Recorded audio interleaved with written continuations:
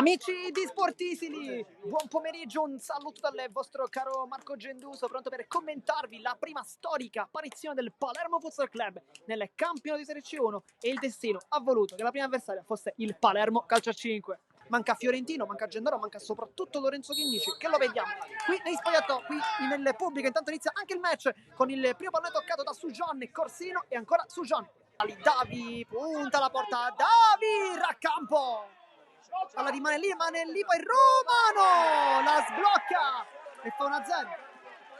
Care con Sujan che ne ha due, si libera dentro e poi Bonanno. Qui non è perfetto Corsino. Risultanza 0-2.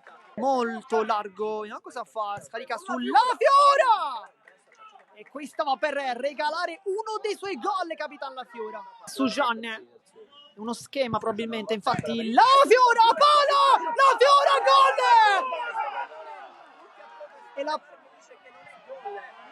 E la palla qui sembrava nettamente in porta. Russo apre per Orlando, 0-3.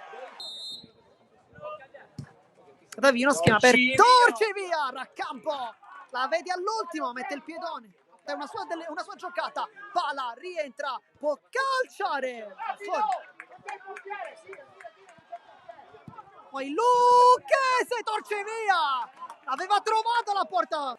Bongiovanni, qui va a sradicare il capitano avversario. Bongiovanni, pala.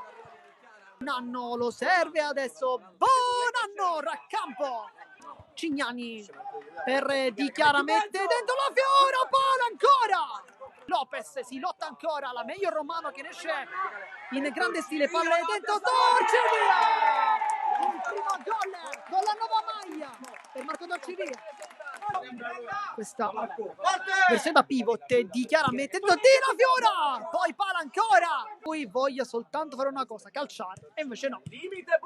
Con il tiro che viene ribattuto, Bonanno aveva quasi preso l'incrocio, ma Lucchese, bella giocata, Lucchese, pala ancora. Cignani, bel recupero palla, Cignani allarga, La Fiora, pala ancora. Miranda, dribbling su Lucchese, che passa, Miranda! E poi Orlando, 4-5. Romano, contropiede, Russo, Bongiovanni va a contrastarlo, Russo! Palla su Bongiovanni, Bongiovanni ristretto con la faccia! La sentenza solitamente va Torcevia, San Martino, fa una grande parata. Contropiede, Miranda, ha ancora la forza per mettere dentro per il gol di Anania, che esulta e fa 0-6.